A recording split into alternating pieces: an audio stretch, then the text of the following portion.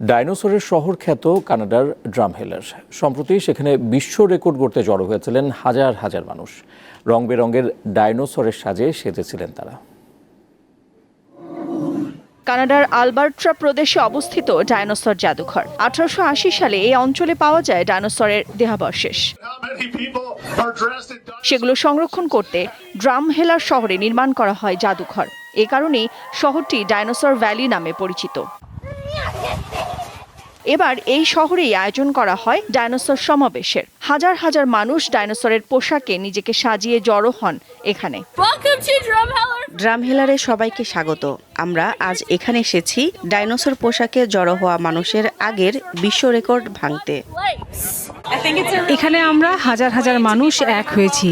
আমি মনে করি এটি বিশ্ব রেকর্ড হওয়া উচিত। গত 28 ফেব্রুয়ারি আলবার্টা ড্রামহেলার হয়ে ওঠে ডাইনোসরের শহর। যেদিকে চোখ যায় সেদিকেই দেখা মেলে রং বেরঙের ডাইনোসরদের। পুরো আয়োজন দেখে অভিভূত গিনেস ওয়ার্ল্ড রেকর্ড কর্তৃপক্ষ।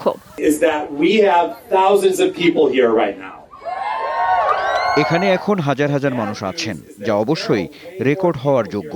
তবে এই ঘোষণার জন্য আমাদের কিছু পরীক্ষা নিরীক্ষা করতে হবে।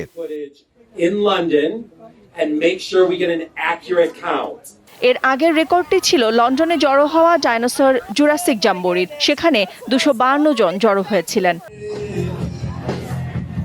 নাদিরা জাহান, দীপ্ত বার্তা কক্ষ।